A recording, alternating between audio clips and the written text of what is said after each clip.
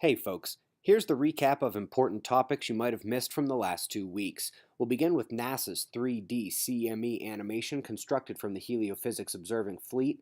Beautiful to see the helical motion inside the larger leading CME cloud. Around that time, we started hearing rumors of a dangerous solar storm coming. It is still unclear where this came from, given that we only had a moderate coronal hole, no solar flares, and indeed, we had only a level 2 moderate geomagnetic event.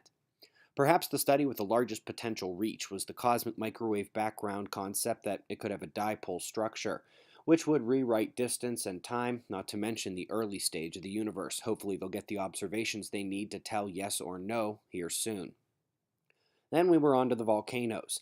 VEI 7 events are usually thought of in terms of Tambora, but not only do we have a fair chance for a VEI 7 to erupt again in our lifetimes, but the last three such eruptions, the best studied, are considered small level 7 events. Forgetting numerical scale and going instead with just ash release and sky cover, we have been underproducing as a planet for a long time, and we're overdue.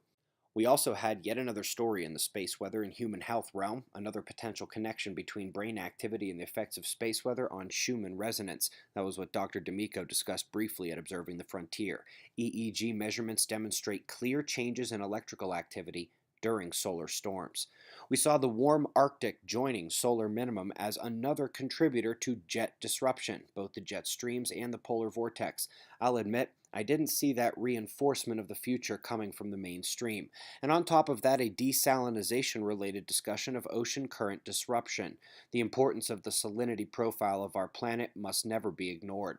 Then yesterday we learned that during Earth's magnetic reversals, something we've seen evidence may be happening now, the ionosphere conductivity layer jumps to higher altitude. We were able to find an excellent description from just 2016, which we showed again this morning, of how this is the condition present in strong solar storms. We will be continuing to explore the implications and these changes in the future. Then we had some delicious icing on the electroquake idea. After this paper release, I checked back and found the skepticism have dwindled to about zero on the concept of electromagnetic precursors to earthquakes. One can truly say that the shift in the field has moved from discussing possible connections to debating the importance of the data to now demonstrably repeating the correlations time and time again. Don't miss that video or our two interviews with top university scientists on the universe. We've got more scheduled in the future, but I wanted to get the first two out pretty much together. The previous recaps are listed below this video, and whenever you are watching, I'll see you in the morning for the regular daily update. Eyes open, no fear. Be safe, everyone.